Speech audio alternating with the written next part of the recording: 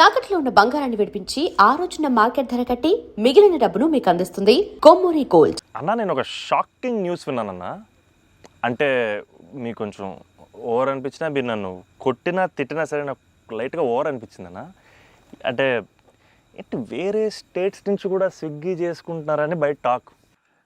అందరూ నా ఫుడ్ గురించి రాజమౌళి గారు నువ్వు యా నేను అప్పుడప్పుడు వేరే స్టేట్ నుంచి కూడా స్విగ్గీ తెప్పిస్తాను. యా సో బాంబేలో షూటింగ్ ఆదిపురుష్ చేస్తుంటే ఓం రావుత్ అందరూ కూర్చున్నాం.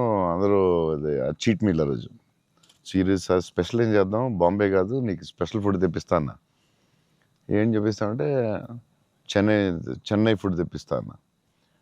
ఓకే అయితే చెన్నై ఫుడ్ అని చెప్పి వెయిట్ చేస్తున్నాడు. 10 అయింది, 9 అయింది, ఏంటిది ఫుడ్ రావట్లేదు, నువ్వు ఇవన్నీ తినకు, ఈరోజు చెన్నై ఫుడ్ తినాలని. సరే ఓకే వెయిట్ చేస్తున్నా. 2 hours అయింది, ఇంకేంతసేపు అనండి. ఉండి మరి రావాలి కదా, వస్తుందండి. ఎక్కడి నుంచి వస్తుందండి? చెన్నై నుంచి వస్తుంది. చెన్నై నుంచి రావడం ఫుడ్. నేను ఇంకా చెన్నై అంటే తమిళ ఫుడ్ ఉంటాయి కదా, తమిళనాడు ఫుడ్, ఆంధ్ర ఫుడ్ అలా ఉంటాయి కదా. లేదు చెన్నై నుంచి ఫుడ్ వస్తుంది. చెన్నై నుంచి ఎలా వస్తున్నాడు? ఒకడు వస్తున్నాడు క్యారేజ్ పెట్టుకుని బ్యాగ్ నుంచి వేసుకుని చెన్నై ఫ్లైట్ ఎక్కువ వస్తున్నాడు. అదేంటది చెన్నై మరి వేడిగా రావాలి కదా టైంకి. సో వేడి క్యారేజ్లో పెట్టుకుని వచ్చి పెట్టి నువ్వు మామూలుడు కాదయా, నేను లైఫ్లో ఇలాంటి ఎక్కడ చూడలేదు. చెన్నై నుంచి క్యారేజీలు పెట్టుకుని ఆ మసాలా స్మెల్ వేసుకుని ఫ్లైట్లో పెట్టి రావాలి వేడిగా. ఆపం విడియాపం అవి చాలా మిస్ అవుతాను. ఇక్కడ కూడా మనకు దొరుకుతాయి కానీ అక్కడ ఫీల్ వేరే.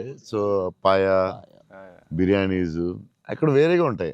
మన హైదరాబాద్ బెస్ట్ బిర్యానీ, కానీ చిన్న టమాటో ఫ్లేవర్ అది వేరేగా ఉంటుంది. అది సో అప్పుడు కూడా మిస్ అయినప్పుడు చెన్నై తెప్పిస్తూ ఉంటాను. షాక్ అవుతూ ఉంటారు అందరూ. ఈసారి చీట్ మీల్ అప్పుడప్పుడు ఈసారి ఎక్కడ అంటే ఏదో స్టేట్ నుంచి వస్తూ ఉంటుంది.